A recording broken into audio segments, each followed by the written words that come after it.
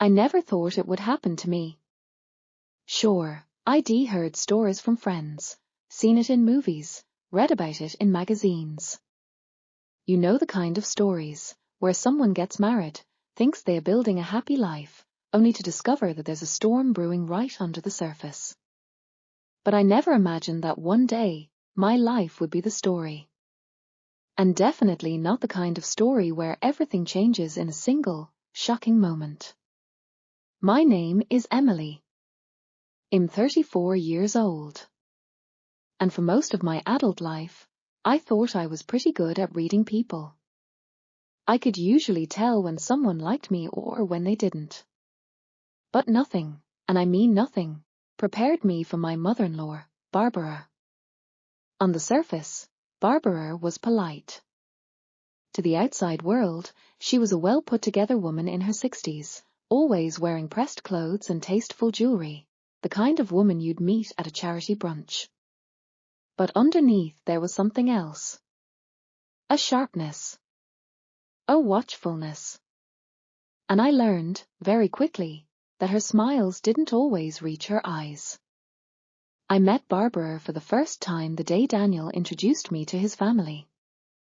Daniel and I had been dating for 8 months. Things were serious enough that he wanted me to meet his parents, and honestly, I was excited. My own parents lived 3 states away, so I'd always dreamed of marrying into a warm, welcoming family. When we pulled up to Barbara's house, I remember thinking how picture-perfect it looked. The white shutters, the rose bushes, the neatly swept front porch. Daniel's father, Harold, greeted me warmly, giving me a firm handshake and asking if I wanted lemonade. But Barbara looked me up and down in a way that made me feel like I was standing in a job interview I didn't know I'd applied for. Her first words to me weren't hello or welcome. They were, "So you're a writer?" I smiled politely. "Yes, I am. Mostly freelance articles and some editing work." She tilted her head slightly, the tight smile never leaving her lips. "Must be nice to have so much free time." It wasn't an outright insult, but I felt it. That tiny little jab. I brushed it off at the time. We all say awkward things when meeting someone new, right? But looking back, I think that was the first warning sign. Fast forward 5 years, and Daniel and I were married. We lived about 20 minutes away from Barbara and Harold, which meant Sunday dinners, holiday gatherings, and more frequent visits than I'd expected. I didn't mind at first. Family was important to Daniel, and I wanted to support that. But over time, I noticed something strange. The closer Daniel and I became, the more territorial Barbara seemed to get. She had this way of making me feel like I was borrowing her son, not married to him. If Daniel fixed something at our house, she'd say, "Oh, you've always been so handy. Remember when you built my garden shed, dear?" If I cooked dinner, she'd compare it, subtly, but unmistakably, to the way she made it.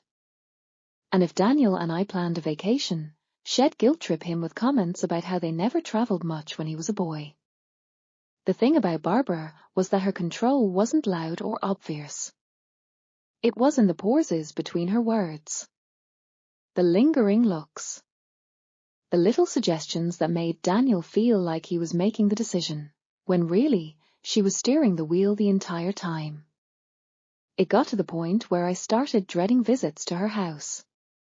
Not because there'd be a fight, there never was, but because every conversation felt like walking through a minefield. One moment she'd be praising the way I decorated our living room, and the next she'd be questioning whether we could really afford the mortgage on just one real salary. Now, I should say this, Daniel wasn't blind. He saw it too, but had grown up in it. Had learned to navigate her moods like someone who knows the tides.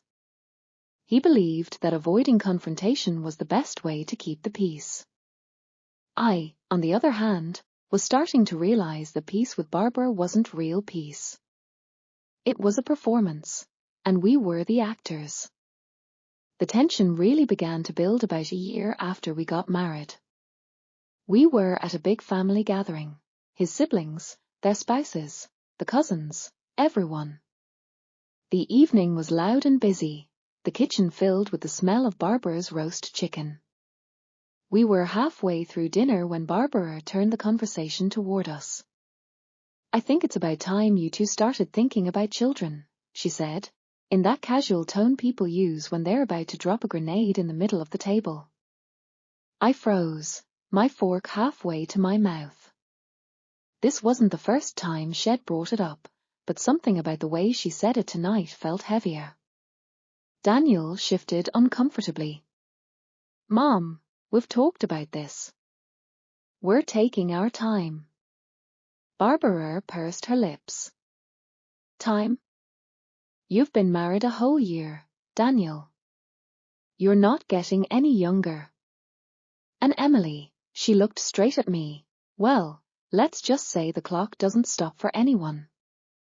I felt my cheeks heat up. I wanted to respond, but I also knew that if I did, I'd risk turning dinner into a full-blown argument. So I tried to keep my voice even. "Barbara, we're still figuring things out. It's not a decision we want to rush." Her smile didn't waver, but her eyes sharpened. "Well, I suppose it's easier when you don't have to work as hard as the rest of us." There it was. The dig at my career. Again. I took a breath. "Barbara, I work hard. My schedule might be different, but that doesn't mean I'm not putting in effort." She shrugged, as if she didn't believe me, and the conversation moved on. But inside, I felt something shift. That night, I realized I wasn't imagining it. She really was undermining me. Over the next few weeks, the little jabs continued. Comments about our spending. About my work. About how Daniel seemed more tired lately. She'd call me out of the blue, saying she needed help with something urgent, only for me to find out it wasn't urgent at all. One afternoon, she called in tears, saying Harold wasn't feeling well and she didn't know what to do. I dropped everything and drove over, heart pounding. But when I arrived, Harold was in the living room, perfectly fine, watching a baseball game. Barbara was in the kitchen, sipping tea. She smiled when she saw me. "Oh, Emily, you came. I just needed someone to talk to." I sat down, trying to understand. "Barbara, is everything okay?" She leaned forward. "You know, Daniel works so hard. And sometimes I just worry you're not involved enough. Marriage is about sacrifice, dear. Sometimes you have to put your own wants aside." It wasn't about Harold's health at all. It was about control. About planting seeds of doubt in my mind, and maybe in Daniel's too. I left that day feeling drained. And I didn't tell Daniel. Not yet. I didn't want to start another round of, "That's just how she is." But deep down, I knew something was building. And I was right. Because a few months later I found out I was pregnant. And that's when everything exploded. The day I found out I was pregnant started like any other. I'd been feeling tired for weeks, blaming it on work, the weather, even the endless Sunday dinners at Barbara's.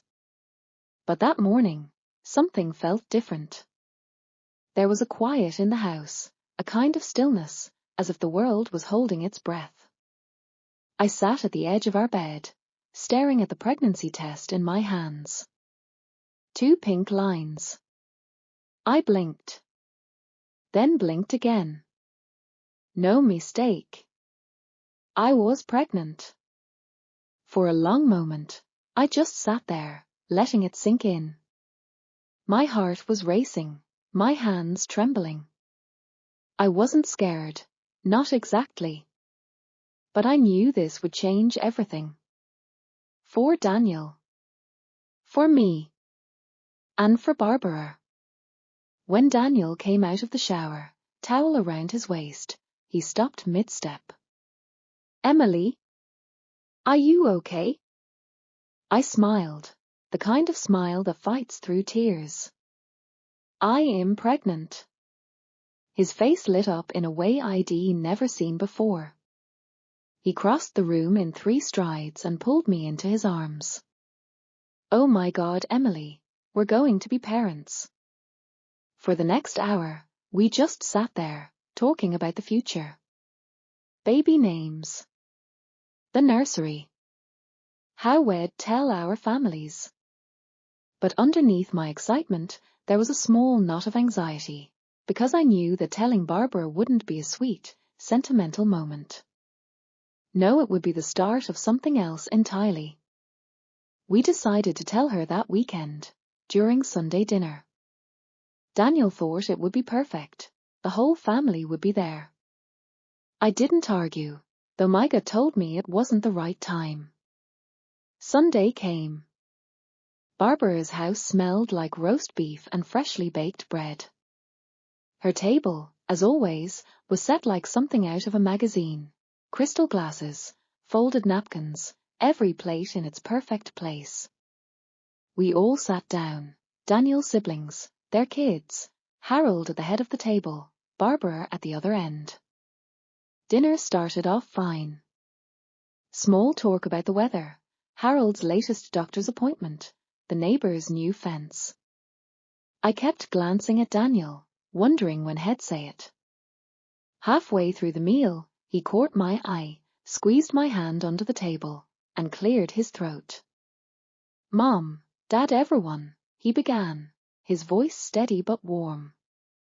Emily and I have some news. Barbara looked up from slicing her meat. Oh? What is it, dear? Daniel smiled. We're going to have a baby. For a split second, the room was silent. Then Harold grinned. Well, it'll be. Congratulations, son. He got up, walked over, and gave me a hug. The kids started clapping. Daniel's sister, Megan, let out a happy squeal. And Barbara just sat there, fork in hand, smiling, but not smiling. Well, she said finally, isn't that surprising? I felt the knot in my stomach tighten. Daniel laughed lightly, trying to brush it off. We thought you'd be happy, Mom. Oh, I am, she said, her tone just a little too sweet. I just hope you two are ready.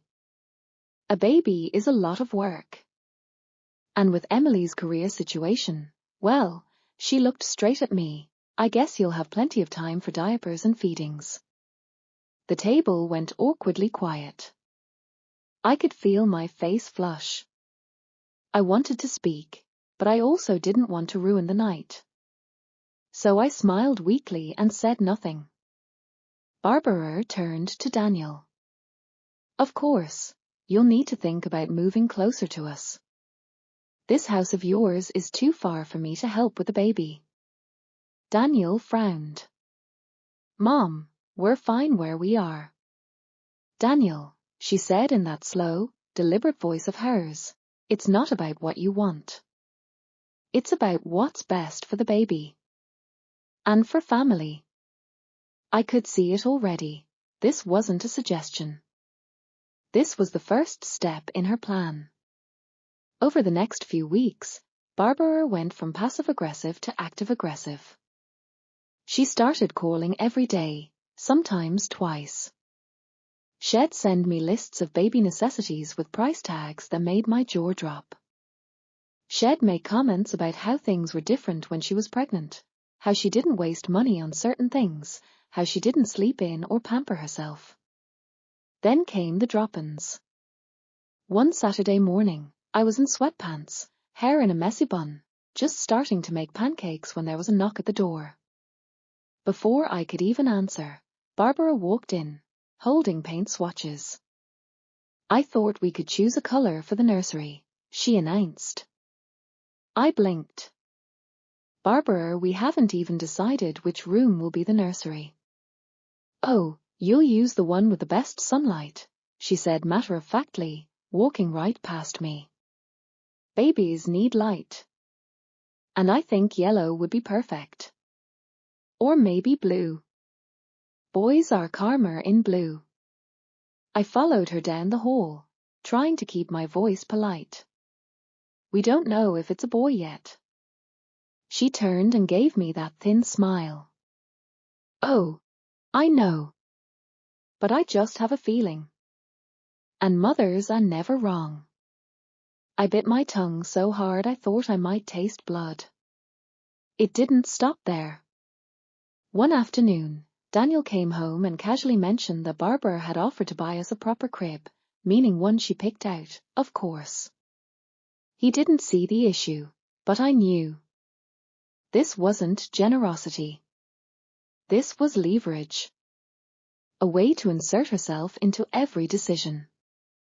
And then, about 2 months into my pregnancy, she crossed a line I didn't even think she'd dare to cross. It was a Thursday. I had a doctor's appointment that Daniel couldn't make because of a last-minute meeting. I didn't mind going alone. I actually looked forward to these appointments. But when I got to the clinic and gave my name, the receptionist said, "Oh, your mother is already here." I froze. "My mother?" "Yes." She said she wanted to be here for the ultrasound. I turned the corner and there she was, Barbara, sitting in the waiting room like she belonged there. "Oh, Emily," she said, standing up, "I didn't want you to be alone. Daniel told me about the appointment." I felt heat rush to my face. "Barbara, this is my appointment. You can't just—" "Oh, don't be silly," she interrupted, looping her arm through mine. "I'm family. Of course I can." I didn't want to make a scene in the middle of the clinic, so I let her come in. But the entire time, she commented on everything, the doctor's questions, my answers, even the printout of the ultrasound. She took my copy before I could. When I told Daniel about it later, he sighed. "She just wants to be involved." I looked him straight in the eye. "Daniel, she's not involved. She's taking over." He didn't respond. And that silence, that's when I knew I'd be fighting this battle alone. But I had no idea just how far Barbara was willing to go. Because the next time she dropped by, she wasn't alone. And what she brought with her would change everything. It was a Tuesday afternoon, cloudy and humid. I'd just settled onto the couch with a cup of chamomile tea, my swollen ankles propped up on a pillow. At 7 months pregnant, even standing for too long felt like running a marathon. The baby was kicking lightly, a sweet, steady rhythm that always calmed me. Then came the knock. 3 sharp raps on the front door. Not a polite tap. Not the lazy "I'm just dropping by" kind of knock. This one had purpose. I already knew who it was. I opened the door to find Barbara, and she wasn't alone. Behind her stood 2 delivery men, each holding large cardboard boxes. She was smiling, but there was a glint in her eyes I'd learned to recognize. It was the look of someone who'd already decided how the day was going to go. "Hello, Emily," she said, sweeping past me into the living room without waiting for an invitation. "I brought you something." Well, several somethings. I closed the door slowly. "What is all this?" She gestured toward the men. "You can set them in the spare room. The one with the good sunlight." Yes, that one. I followed them down the hall, my stomach knotting tighter with each step. When they left, Barbara turned to me with a bright smile that didn't reach her eyes. Emily, consider this my gift to my grandchild, she announced. A complete nursery set. Crib, dresser, rocking chair, changing table, even the curtains. All matching, all in the right colors. I took a deep breath. Barbara, we haven't even decided on the nursery furniture yet.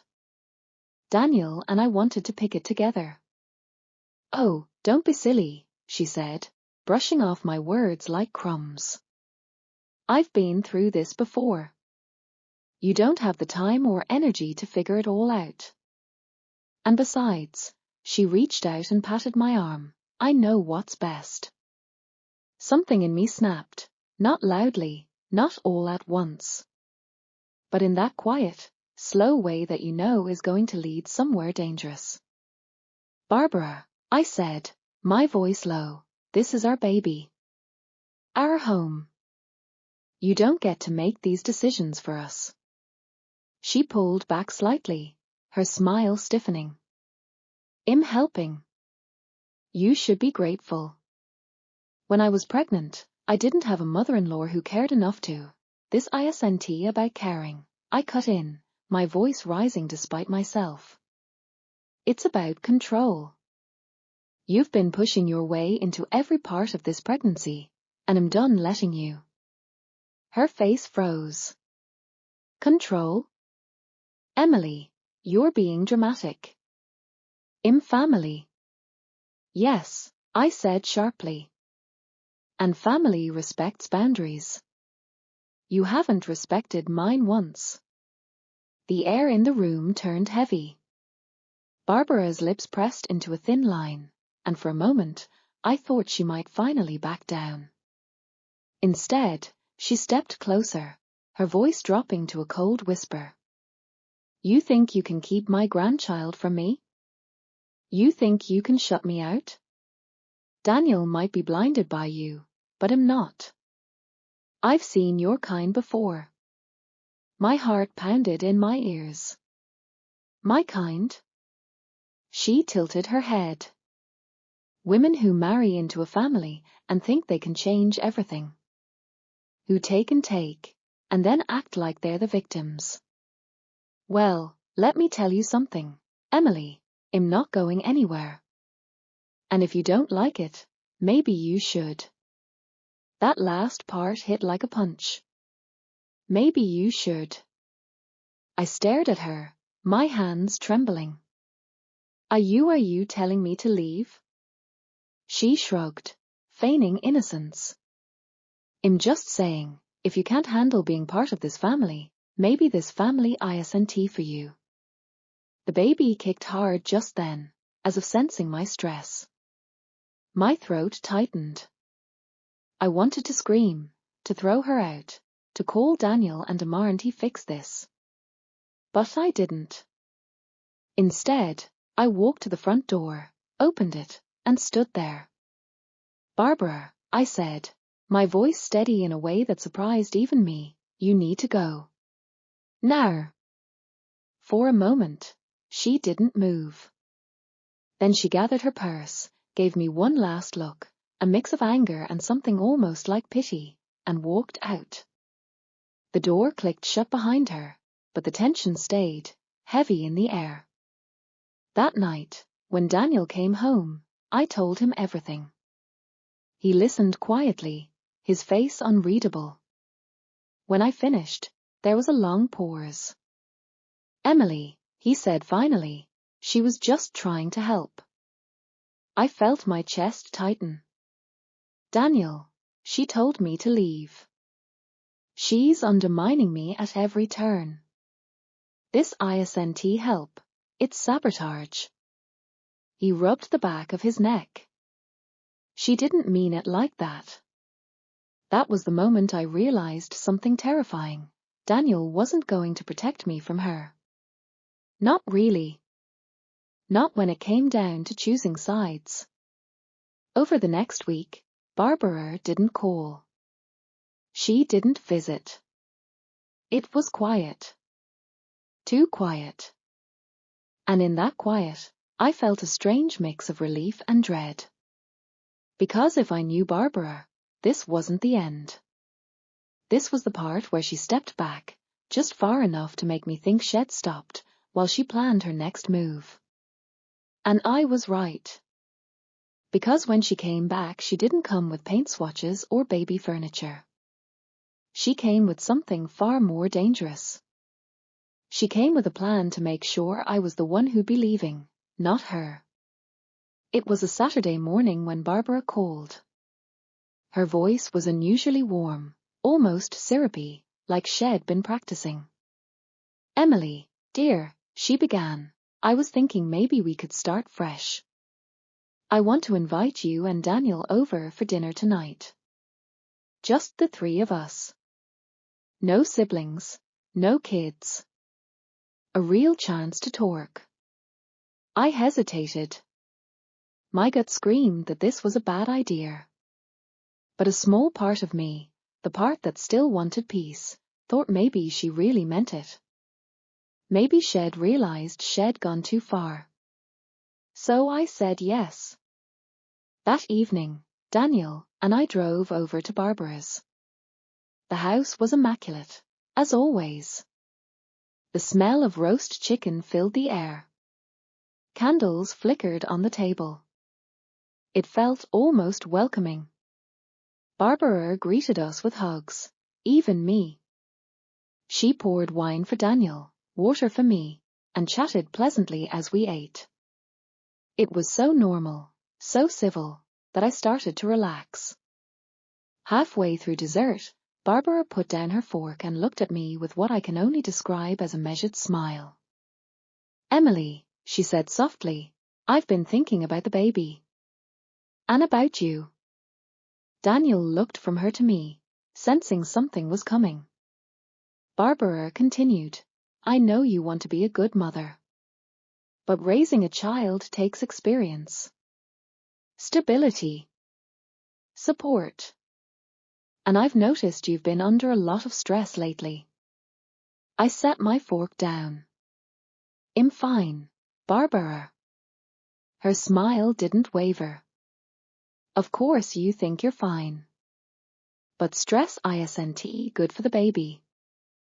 I was talking to a friend of mine, she's a social worker, and she mentioned that sometimes, in situations like this, it's better for the expectant mother to have a change of environment. Somewhere calm, safe, with people who know what they're doing." I stared at her. "Are you suggesting I move out?" She tilted her head, almost sympathetically. "Just for a little while. You could stay with your own family until the baby's born. Daniel can visit anytime. It's for the baby's well-being." Daniel shifted uncomfortably. "Mom, that's..." But she cut him off. "Daniel, you're working long hours. You can't watch her all the time. What if something happens? She could go into early labor and be alone. Wouldn't it be better if she were somewhere she'd have help?" That's when I realized this wasn't a suggestion. This was the setup. If I refused, she'd paint me as reckless, selfish. If I agreed, I'd be out of my own home, out of Daniel's daily life, and she'd have full access to him without me there. And knowing Barbara, this was only step one. I took a slow breath, my pulse thundering in my ears. "Barbara, I'm not leaving my home. And I'm not leaving Daniel." Her smile vanished. "Then you're putting your baby at risk." Daniel looked at me helplessly. "Emily," I turned to him. "Daniel, don't you see what she's doing?" But before he could answer, Barbara pushed back her chair, stood, and said coldly, "If you won't think of the baby, then I will." She walked out of the dining room, leaving a silence so heavy it felt like the air itself had turned solid. That night, I couldn't sleep. I lay awake, staring at the ceiling, feeling the baby's restless kicks. I knew she wasn't done. I just didn't know what her next move would be. But 2 days later, I found out. Because Barbara didn't just want me out of the house. She'd gone to someone who could make it happen. 2 days passed without a single word from Barbara. No calls. No texts. No sudden knocks at the door. It should have felt like peace. Instead, it felt like the quiet before a storm. On Wednesday morning, Daniel left early for work. I was in the kitchen making oatmeal when there was another knock at the door, sharp, deliberate. When I opened it, 2 people stood there. A woman in a navy blazer, holding a clipboard, and a man with a badge clipped to his belt. Mrs. Emily Harris? The woman asked. Yes. We're from Child Protective Services. We received a report about possible concerns regarding your pregnancy and living conditions. For a second, I thought I'd misheard her. I'm sorry, what? The man stepped forward. We just need to ask you a few questions. It won't take long. They came inside, polite but clinical. They asked about my medical care. About Daniel's work hours. About my support network. About whether I had experienced recent emotional distress or episodes of instability. It didn't take me long to figure it out. Barbara had called them. Every question was a twisted version of something she'd seen, something she'd overheard, something she could exaggerate until it sounded dangerous. By the time they left, my hands were shaking so badly I could barely hold my phone. I called Daniel immediately. Daniel, I said, my voice trembling, Child Protective Services just came to the house. They said someone reported me. It was your mother. I know it was her. There was a pause on the other end. Emily, are you sure? Of course I'm sure. Who else knows enough to spin this? That evening, Daniel came home looking exhausted. He didn't hug me. He didn't even meet my eyes. She's worried about the baby, he said quietly. I stared at him in disbelief. Daniel, she's trying to take the baby from me before it's even born. She's poisoning everyone against me. And now CPS has a file with my name on it. He rubbed his temples. You've been stressed, Emily. You've been arguing with her. Maybe some time apart really would be best. For a moment, I couldn't breathe. You're siding with her? I'm siding with the baby, he said, his voice flat. If being here is making things worse, that was it. That was the moment. The moment I realized my husband had already chosen. 2 days later, Barbara showed up at the house with Daniel by her side. She didn't knock. She walked right in, holding a suitcase. Daniel's voice was quiet, almost apologetic. Emily, maybe you should go stay with your mom for a while. I looked at him, then at her. Barbara's smile was subtle, but it was there, the satisfied curve of someone who had won. My chest tightened, the baby shifted inside me, and for a split second I thought I might scream. But instead, I picked up my coat, grabbed my bag, and walked past them without another word. As I stepped out into the cold evening air, I knew one thing with absolute certainty. Barbara thought this was over. But she had no idea what was coming next. I hadn't been back to our house in 4 days. I was staying in the guest room at my mother's place, a small, quiet space with lace curtains and the faint smell of lavender. My mother didn't ask many questions, but she didn't need to. She could see the answer in my face. The first day, I cried. The second day, I slept. By the third day, something in me shifted. I realized I wasn't going to win this by yelling, or by begging Daniel to see reason. If I was going to survive Barbara, I had to beat her at her own game. That night, after my mother went to bed, I sat at the kitchen table with a notebook. I wrote down everything Barbara had done since the day I told her I was pregnant. Every comment, every gift, every little manipulation. Dates, times, witnesses. By the time I was done, the list was 7 pages long. And then I started thinking about allies. First on the list was Daniel's sister, Claire. She'd always been polite to me, but I'd noticed the way she rolled her eyes when Barbara went on one of her rants. Claire loved her brother, but she didn't worship their mother the way Daniel did. I called her the next morning. "Claire, I need your help," I said. There was a pause, then a quiet sigh. What did she do this time? By the time I finished telling her about the CPS visit, Claire was furious. "That's insane. You know she's not going to stop until she's holding that baby in her arms, and you're not in the picture." "I know," I said. "That's why I need someone in the family who can see through her. Someone who can help me gather proof." Claire didn't hesitate. "Tell me what you need." Over the next week, we worked quietly. Claire started visiting Barbara more often, acting like she was taking her side. She'd keep her phone recording in her bag during conversations. She'd ask subtle questions about the CPS call, about her concerns for me, and Barbara, confident and smug, would answer. Piece by piece, we were building a case. But I knew it wouldn't be enough to just catch her admitting what she'd done. I needed to show Daniel who his mother really was, and I needed to do it in a way he couldn't ignore. Then, one evening, Claire called me. Her voice was low but urgent.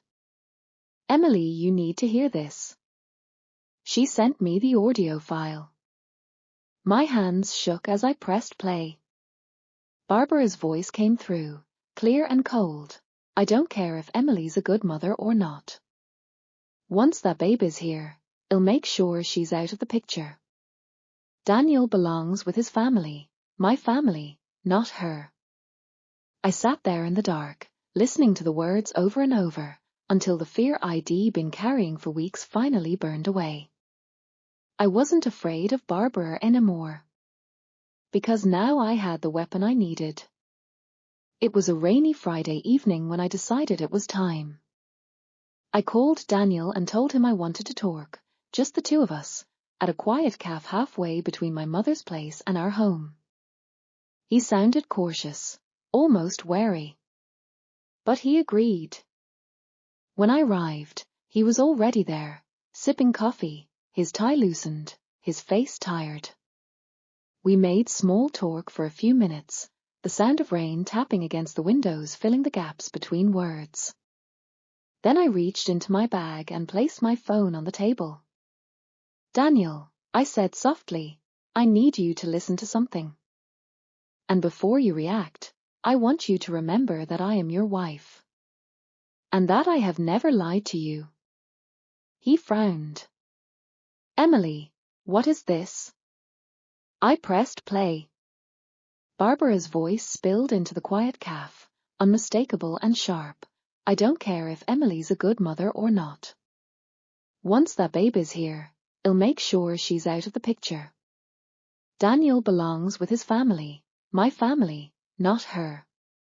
The recording ended. The rain outside seemed to grow louder. Daniel's face went pale. His jaw tightened. "Where did you get that?" "It doesn't matter," I said. "What matters is that she's been lying to you." manipulating you. She called CPS, Daniel. She wanted me gone before our child was even born. He shook his head slowly, as if trying to process the words. No, she wouldn't. Don't say she wouldn't, Daniel. You just heard her. This isn't about concern for the baby. This is about control. Before he could respond, the cafe door opened. And in walked Barbara. I froze. She hadn't seen me yet. She was here to pick up an order. But when her eyes landed on our table, her expression faltered for just a moment before she pasted on that polished smile. Daniel. Emily, she said brightly, walking over. What a surprise. Daniel didn't answer. He just stared at her, his knuckles white around his coffee cup. Barbara's smile wavered. What's wrong? I slid the phone across the table toward him. Why don't you let her listen, Daniel? His hand trembled as he picked it up, pressed play, and let the words echo between us again. Barbara's face drained of color. That's out of context. No, Mom, Daniel said quietly, his voice cutting through hers like a blade. That's exactly what you meant. The silence that followed was heavy, electric. Barbara opened her mouth to speak, then closed it again. Daniel finally looked at me, and in his eyes I saw something I hadn't seen in weeks, clarity. Emily, he said, we're going home.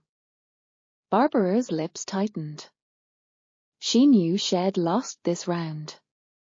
But as we stood and walked out into the rain, I felt her gaze on my back, burning with the promise that she wasn't finished. And deep down I knew she wasn't. The drive home was silent.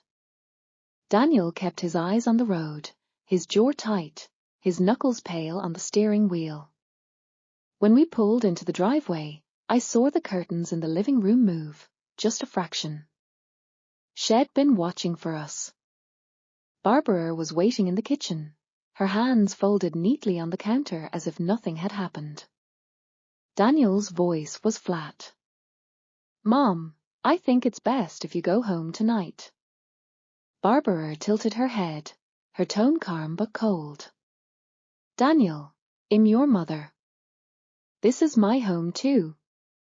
No, he said firmly. It's our home. Emily's and mine. And what you've done, he broke off, shaking his head. It's not okay. She didn't argue. She didn't cry. She just smiled, a slow, unsettling smile, and picked up her handbag. I see, she said softly. Well, I hope you remember this moment, Daniel. Because one day, you'll regret it. She brushed past us, the faint scent of her perfume lingering long after the door closed. For the first time in weeks, the house was quiet. Daniel sat at the table, rubbing his temples. Emily, I'm sorry. I should have believed you. I wanted to forgive him. I really did. But the hurt was still raw, and forgiveness wasn't going to come that easily. I'm glad you finally see her for who she is, I said. But don't think this is over. People like Barbara, they don't just go away. I was right. 2 nights later, I got a call from an unknown number. When I answered, a man's voice said, Mrs. Harris. This is attorney Michael Grant. I'm representing Barbara Harris. She's seeking a petition for grandparental rights. My blood ran cold. What? She intends to request visitation and partial custody once the baby is born. I hung up, my hands shaking. And then, slowly, a different kind of energy began to build in me. She wanted a war? Fine. I opened my laptop, clicked on the folder labeled Barbara, Evidence, and started organizing every file, every recording, every witness statement Claire had helped me gather. This wasn't going to be a fight in the shadows anymore. When the time came, I was going to end this. Not just for me. For my baby. And as I closed the laptop that night, I smiled for the first time in weeks. Because Barbara thought she was moving toward checkmate. But she had no idea, the next move was mine.